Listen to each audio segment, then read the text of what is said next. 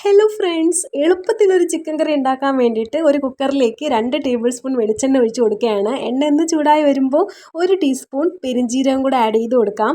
എന്നിട്ട് ഇതിലേക്ക് ഇഞ്ചി വെളുത്തുള്ളി ചതച്ചത് ചേർത്ത് കൊടുക്കുകയാണ്. ഒരല്പം കരിവേപ്പിലയും കൂടി ഇട്ട് കൊടുത്തതിന് ശേഷം ഇഞ്ചിയുടെയും വെളുത്തുള്ളിയുടെ ഒക്കെ പച്ച ടേസ്റ്റൊക്കെ ഒന്ന് മാറി കിട്ടുന്നത് വരെ ഇതുപോലെ ഒന്ന് ഇളക്കി കൊടുക്കാം.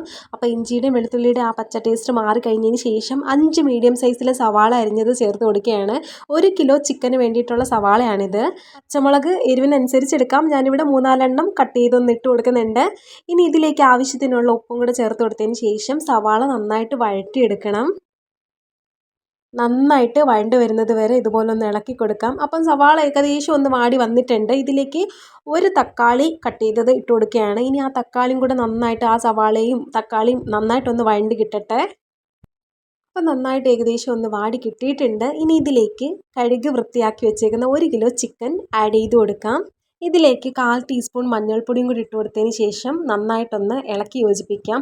ചിക്കൻ്റെ ആ കളറൊക്കെ ഒന്ന് ഏകദേശം ഒന്ന് മാറി കിട്ടുന്നത് വരെ ഇതുപോലെ ഒന്ന് ഇളക്കി യോജിപ്പിക്കാം. ഇനി ഒരു 2 മിനിറ്റ് ഇതുപോലൊന്ന് അടച്ചു വെച്ചൊന്ന് ലോ ഫ്ലെയിമിലൊന്ന് നമുക്ക് വേവിച്ചെടുക്കാം. അപ്പോൾ ഇത് 2 മിനിറ്റ് കഴിഞ്ഞിട്ടുണ്ട്. ഇനി ഇതിലേക്ക് ആഡ് ചെയ്ത് കൊടുക്കാനുള്ള മസാല നമുക്കൊന്ന് റോസ്റ്റ് ചെയ്തെടുക്കണം. അതിനായിട്ട് ഒരു പാത്രത്തിലേക്ക് 3 ടേബിൾ സ്പൂൺ മുളക് പൊടി ചേർത്ത് കൊടുക്കുകയാണ്. എരിവിനനുസരിച്ച് കൂട്ടുകയോ കുറയ്ക്കുകയോ ഒക്കെ ചെയ്യാവുന്നതാണ്. അതുപോലെ തന്നെ 3 ടേബിൾ സ്പൂൺ മല്ലിപ്പൊടിയും കൂടെ ആഡ് ചെയ്ത് കൊടുക്കാം. മഞ്ഞൾപ്പൊടി ഓൾറെഡി നമ്മൾ ഇട്ട് കൊടുത്തതുകൊണ്ട് ഇതിനോട്ട് ആഡ് ചെയ്ത് കൊടുക്കണ്ട. 1.5 ടീസ്പൂണോളം ചിക്കൻ മസാല കൂടി ചേർത്ത് കൊടുക്കുന്നുണ്ട്. എന്നിട്ട് ലോ ഫ്ലെയിമിൽ തന്നെ ജസ്റ്റ് ഒന്ന് റോസ്റ്റ് ചെയ്തെടുക്കാം. ആ കളറൊക്കെ ഒന്ന് ഏകദേശം ഒന്ന് മാറി കിട്ടട്ടെ. അപ്പോൾ ഏകദേശം കളറൊക്കെ ഒന്ന് മാറി കിട്ടിയിട്ടുണ്ട്. ഇനി നമുക്ക് ചിക്കനിലോട്ട് ഈ പൊടികൾ ആഡ് ചെയ്ത് കൊടുക്കാം.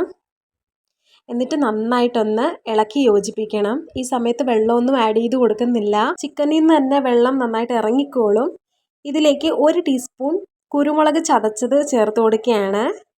എന്നിട്ട് നന്നായിട്ടൊന്ന് ഇളക്കി യോജിപ്പിക്കാം.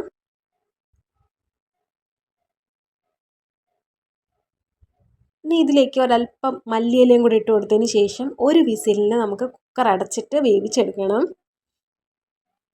അപ്പോൾ 1 വിസിൽ കഴിഞ്ഞിട്ട് പ്രഷറൊക്കെ ഒന്ന് മാറിയതിന് ശേഷം അപ്പോൾ നമ്മൾ വെള്ളമൊന്നും ഒഴിക്കാതെ തന്നെ കറക്റ്റായിട്ടുള്ള കൺസിസ്റ്റൻസിയിൽ തന്നെ കിട്ടിയിട്ടുണ്ട്. ചിക്കനും നന്നായിട്ട് വെന്തിട്ടുമുണ്ട്. അത്യാവശ്യം കറക്റ്റായിട്ട് തന്നെ വെന്ത് കിട്ടിയിട്ടുണ്ട്. ഇനി ഒരു പാനിലേക്ക് 2 ടീസ്പൂൺ വെളിച്ചെണ്ണ ഒഴിച്ച് കൊടുക്കുകയാണ്. എണ്ണ ചൂടാകുമ്പോൾ ഒരല്പം കടുക് പൊട്ടിക്കാം. 2 വറ്റൽമുളകും കൂടെ പൊട്ടിച്ചിട്ട് കൊടുക്കുന്നുണ്ട്. കുറച്ച് കരിവേപ്പിലയും കൂടി ഇട്ട് കൊടുത്തതിന് ശേഷം ആ കരിവേപ്പിലയും വറ്റൽമുളകും ഒക്കെ ജസ്റ്റ് ഒന്ന് മൂത്ത് വരട്ടെ. ഇനി ഇതിലേക്ക് നമുക്ക് വേവിച്ച് മാറ്റി വെച്ചേക്കുന്ന ചിക്കനും കൂടെ ആഡ് ചെയ്ത് കൊടുക്കാം. എന്നിട്ടെല്ലാം കൂടെ നന്നായിട്ടൊന്ന് ഇളക്കി യോജിപ്പിക്കുകയാണ്. നമ്മൾ വെള്ളമൊന്നും ഒഴിക്കാതെ തന്നെ കറക്റ്റായിട്ടുള്ള കൺസിസ്റ്റൻസിയിൽ തന്നെ കിട്ടിയിട്ടുണ്ട്. കുറച്ചും കൂടെ ലൂസായിട്ടുള്ള കറിയാണ് ഉദ്ദേശിക്കുന്നതെന്നുണ്ടെങ്കിൽ നമുക്ക് കുറച്ച് ഒരു 1/2 കപ്പ് വെള്ളം ചൂടുവെള്ളം ചേർത്ത് കൊടുക്കാവുന്നതാണ്. എനിക്കിത് കറക്റ്റായിട്ട് തോന്നിയിട്ടുണ്ട്, അതുകൊണ്ട് ചേർത്ത് കൊടുക്കുന്നില്ല എന്നേ ഉള്ളൂ. കറക്റ്റായിട്ട് തിക്കായിട്ടുള്ള ഗ്രേവി ആയിട്ട് കിട്ടിയിട്ടുണ്ട്. ഇനി അവസാനമായിട്ട് കുറച്ച് കുരുമുളക് ചതച്ചത് ചേർത്ത് കൊടുക്കുകയാണ്. കുറച്ച് കരിവേപ്പിലയും കുറച്ച് മല്ലിയിലയും കൂടി ഇട്ട് കൊടുക്കുകയാണ്. അപ്പോൾ ഈ വീഡിയോ എല്ലാവർക്കും ഇഷ്ടമായിട്ടുണ്ടെങ്കിൽ ഒന്ന് ലൈക്ക് ചെയ്തേക്കണേ. ചാനൽ സബ്സ്ക്രൈബ് ചെയ്യാത്തവർ പെട്ടെന്ന് തന്നെ ചാനൽ കൂടെ സബ്സ്ക്രൈബ് ചെയ്യാൻ മറക്കല്ലേ. അടുത്തൊരു ഈസി റെസിപ്പി ആയിട്ട് വീണ്ടും കാണുന്നത് വരെ till then bye from Lachu.